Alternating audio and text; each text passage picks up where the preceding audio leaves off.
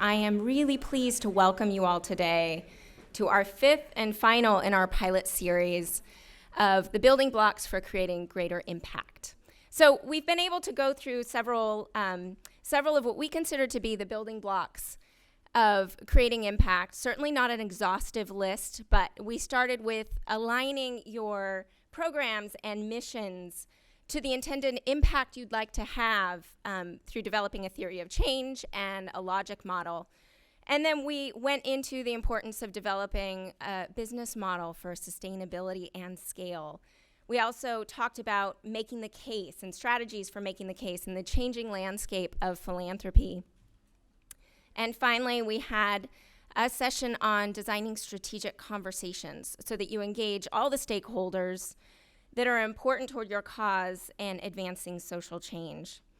Today, we tackle what is probably the most important, leadership and culture, because if the building blocks that we've mentioned are what it takes to build impact, the leaders that lead that fight are the architects, and the teams that they lead are the builders who are the ones creating and pulling those disparate parts together to actually do the work in the community.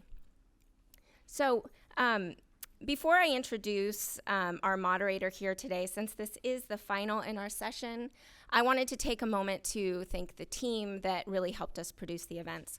First, I want to thank Alexa Colwell, our trusted advisor at Serrato Family Foundation, who helped cultivate our amazing speakers and draft the content, and she's been an amazing partner in this endeavor. I'd also like to thank Rick Williams, our CEO, for indulging me and speaking at all of these events, and also for being so supportive of the series.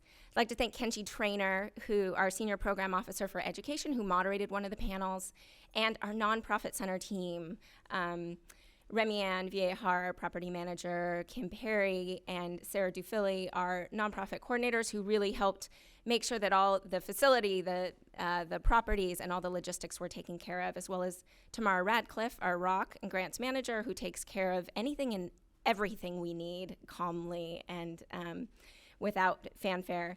And we have Vidi Diana Romero and Kavitha Sriharsha, who our program associate and our newest program officer in Kavitha, really helped fill in the gaps and take care of everything else that was needed.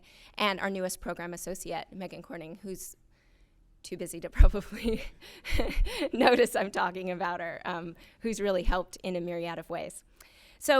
And I also want to reflect on the networking question about what you appreciate most about our culture.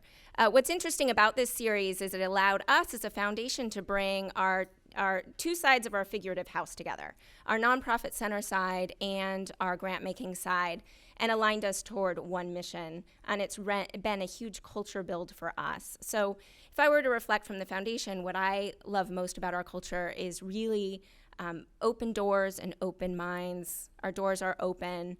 We're willing to share feedback, receptive to hear feedback, be collaborative, and learn. And also from just atmosphere culture, we allow ourselves to laugh and to enjoy the work. So those are the two things I think I love best about our culture.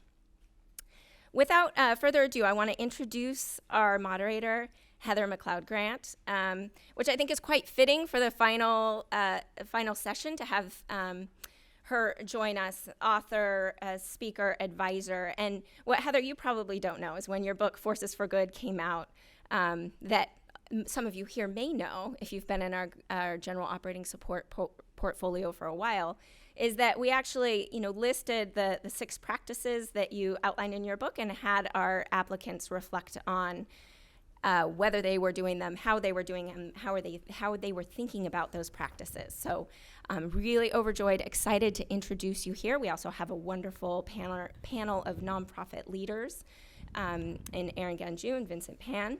But please join me in welcoming Heather McLeod Grant to the stage.